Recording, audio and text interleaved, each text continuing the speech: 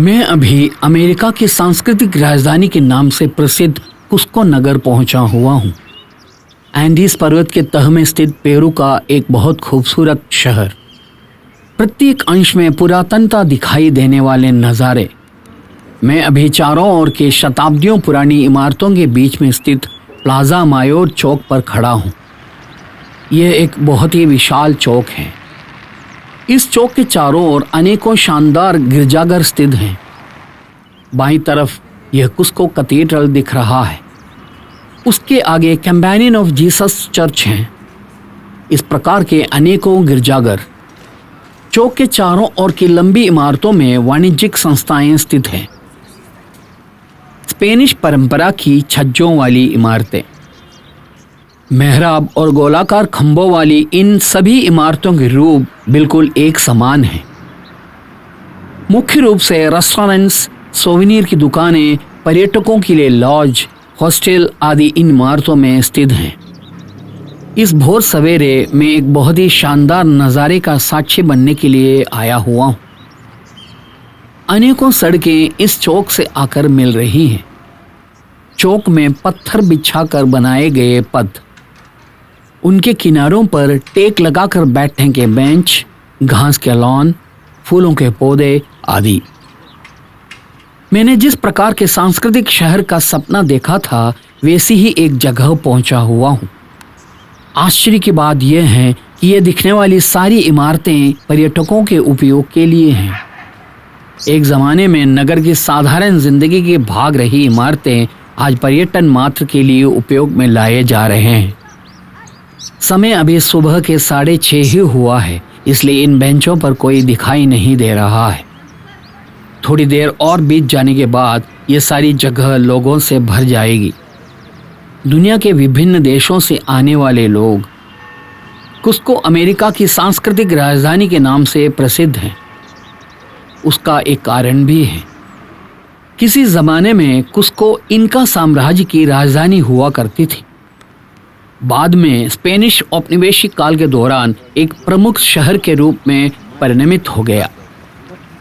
यहाँ चौक के बीच में एक फव्वारा है। 19वीं सदी में स्पेनिश रीति से बनाया गया फव्वारा। फव्वारे के ऊपर इनका साम्राज्य के संस्थापक पाचाकुटी की प्रतिमा स्थापित की हुई है। इस प्रतिमा की स्थापना 2011 में की गई थी। यह पेरू की स्वतंत्रता प्राप्ति से पहले स्पेन निवासियों के द्वारा निर्मित फव्वारा है। इनका साम्राज्य के शासनकाल के दौरान और बाद में स्पेनिश औपनिवेशिक काल के दौरान भी कुस्को का प्रशासनिक केंद्र इसी चौक से जुड़ा हुआ होता था। प्लाजा डी मायोर या प्लाजा डी अरमास नाम से प्रसिद्ध चौक के चारों ओर के नगर के फैलाव को यहाँ खड़े रहकर देखे जा सकते हैं। पहाड़ के ढलान पर सबसे ऊपर दिख रही इमारत सैन क्रिस्टोबाल देवाले है। यहाँ एक ढलान वाला पथ है। वह एडमिरल स्लोप नाम से जाना जाता है। उसकी दोनों ओर प्राचीन काल की इमारतें।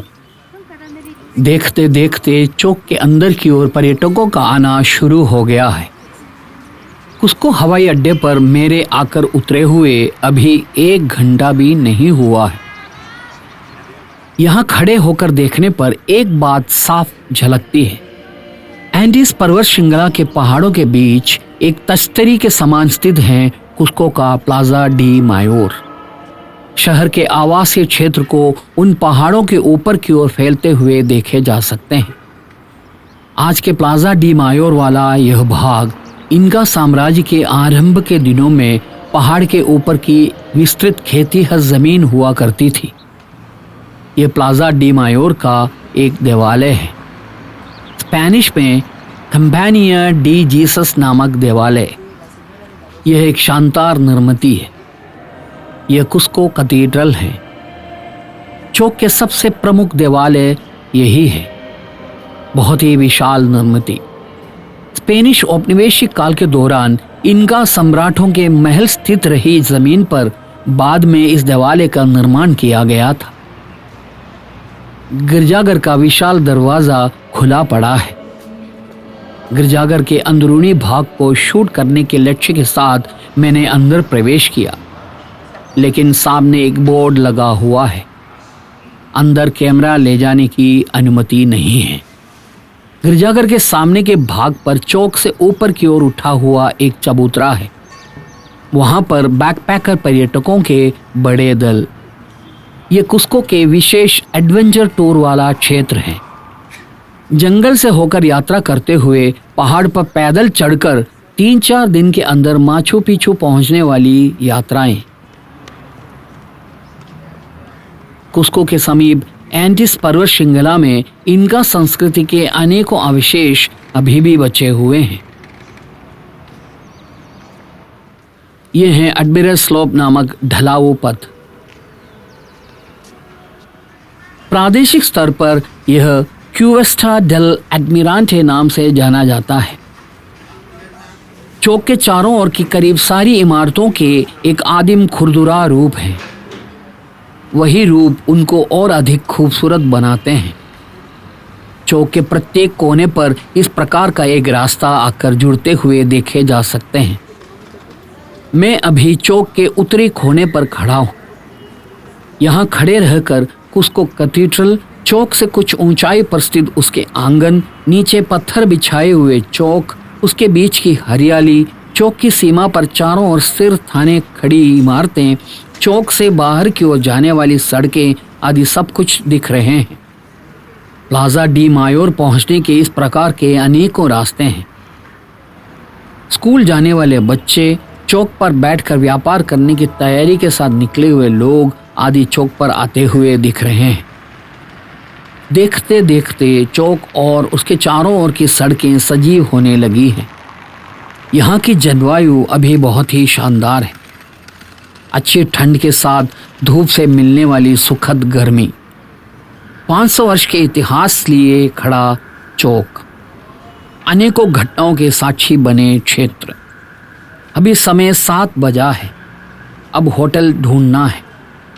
इन इमारतों में से किसी एक में स्थित है मेरे लिए कमरा बुक किया हुआ होटल। नक्शे पर दिखाया हुआ है कि प्लाजा डी मायोर से एक अंदरूनी गली में 10 मीटर चलने पर होटल पहुंचे जा सकते हैं। चौक की सीमाओं पर चारों ओर छज्जों वाली 2 मंजिली इमारतें खड़ी हैं।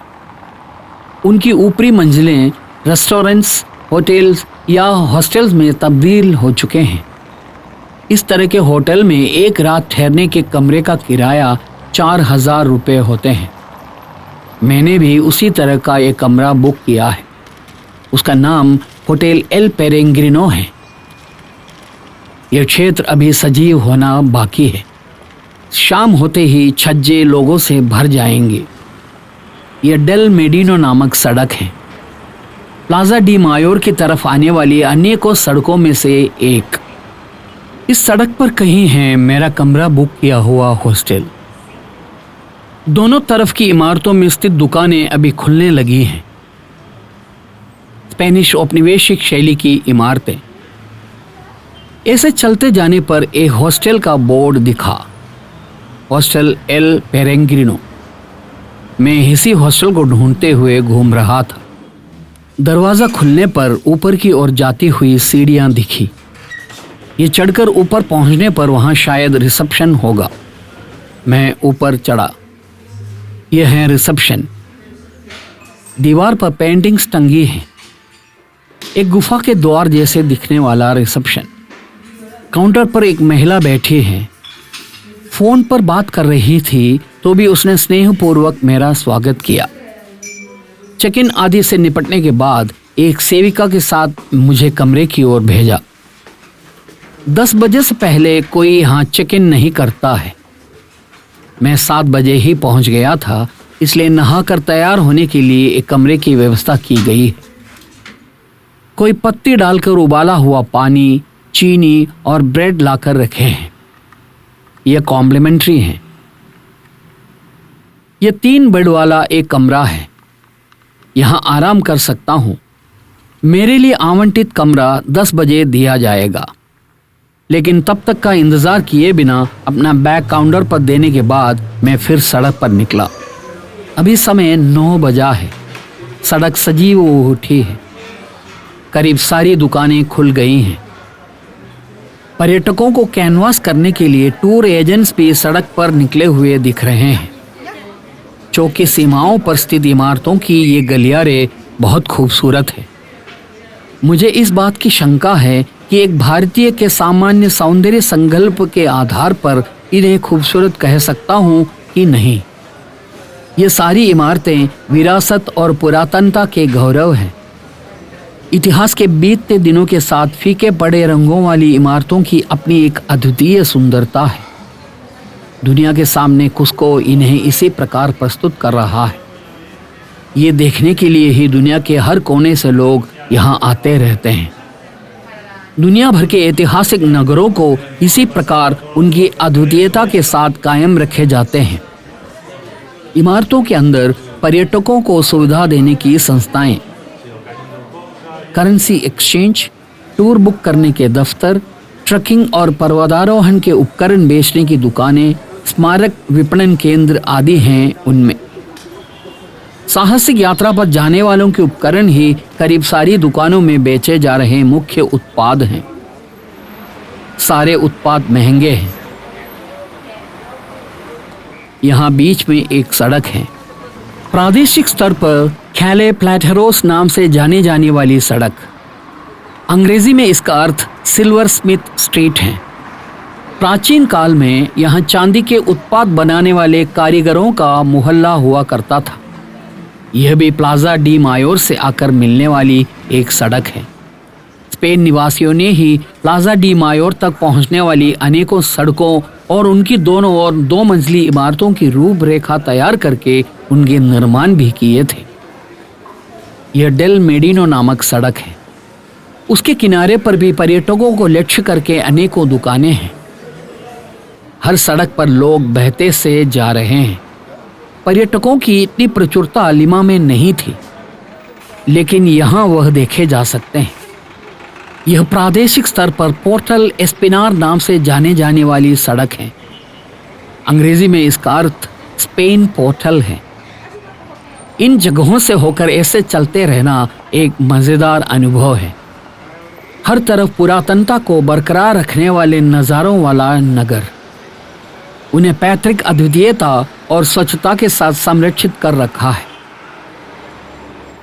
ये सारी संस्थाएं पर्यटकों के लिए खुली हैं।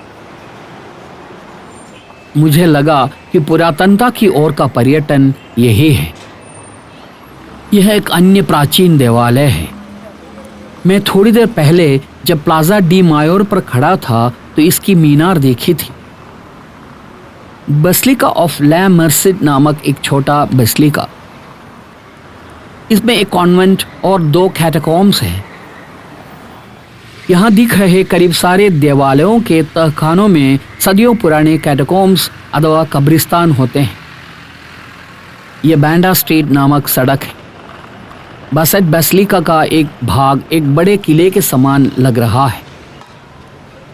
एक मठ और कॉन्वेंट वाला समुच्चय होने के कारण ही हो सकता है कि इसका निर्माण एक किले के समान किया गया हो। उसके सामने एक छोटा चौक। इस प्रकार के अनेकों चौक नगर में इधर उधर स्थित हैं। यहाँ एक स्मारक है। 19वीं सदी में पेरुवियन सेना के लेफ्टिनेंट रहे जुआन सुबियागो के स्मारक।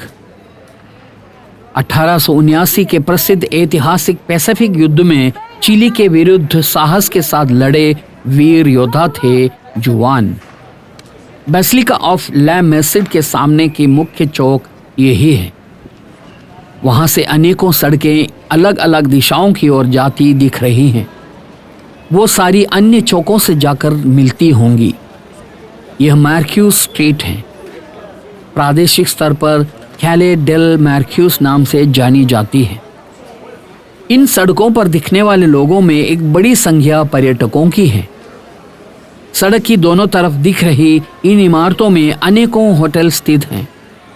सीमित कमरों वाले होटल। पर्यटक उन्हीं होटलों से सड़कों पर निकल रहे हैं। हर इमारत में पर्यटकों को लक्ष्य करके चलने वाली संस्थाएं हैं। इस बीच में मैं यह समझ गया कि दुनिया की सैर के दौरान मेरे देखे हुए उम्दे स्तर के पर्यटन स्थलों में से एक कुस्को भी है। कुस्को को पेरू के पर्यटन और साहसिक यात्रा के बेस स्टेशन कह सकते हैं। विभिन्न प्रकार के व्यंजनों वाली रेस्तराएं, मिलनसार मनुष्य, शॉपिंग की संभावनाएं, अभिरुचि के अनुसार पर्यटन को चुनने की सहूलियत आदि सब कुछ यहाँ है। इन सड़कों पर बिजली का एक भी खंबा नहीं है। कुस्को एक प्लान्ड सिटी है। चलते चलते मैं अभी सैन फ्रांसिस्को चौक पर आ गया हूँ। यह भी एक खूबसूरत चौक है, अनेकों पेड़ों को लगाया हुआ एक चौक। उनकी छाया में बैठकर और जहाँ छाया नहीं है वहाँ धूप सेकते हुए बैठकर लोग विभिन्न प्रकार के आनंद उठा रहे हैं। सैन फ्रांसिस्को चौक को एक छोटे उद्यान की तरह रूपीकृत किया गया है। वो सामने सैन फ्रांसिस्को देवालय और कॉन्वेंट दिख रहा है। यहाँ करीब सारे उद्यानों और चौकों के बीच में एक प्रमुख स्मारक अवश्य होता है। सैन फ्रांसिस्को देवालय एक बहुत बड़ी निर्मिति है। 1572 में निर्मित 3 वेदियों वाला देवालय। इसके अंदर एक कॉन्वेंट, एक धार्मिक संग्रहालय आदि सब स्थित है। फ्रांसिस साधु संत की वंशावली चित्रित एक पेंटिंग गिरजाघर के अंदर स्थित है। मैं आश्चर्य के साथ सोच रहा हूँ कि सदियों पहले से ही इस नगर के अंदर कितने सारे खुले मैदान तैयार किए हुए थे। सुबह से ही लोग डबल डकर बस में सवार होकर नगर के नज़ारे देखने निकले हैं। कुस्को नगर के बाहर पहाड़ के ऊपर प्राचीन इनका निर्मिति है। वहाँ के लिए ही इन बसों में सवारियों को लेकर जा रहे हैं। यह यहाँ के नेशनल कॉलेज ऑफ साइंसेस है। सैन फ्रांसिस्को चौक के एक कोने पर एक मेहराब दिख रहा है। चौक के अंदर आने का मुख्य द्वार है। वह परंपरागत वस्त्र पहने, पीठ पर बच्चों को बांधकर लाद रखे अमीर इंडियन द्वार की तरफ जाते हुए दिख रहे हैं। इस द्वार को पार करने पर सैंटा क्लारा सड़क पहुंच जाते हैं। इस द्वार का नाम सैंटा क्लारा गेट है। यहाँ से सीधे चलते जाएंगे तो कुस्को के एक प्रमुख बाजार पहुंच सकते हैं, सैन पेट्रो बाजार। द्वार पार करके मैंने सैंटा क्लारा सड़क पर प्रवेश किया।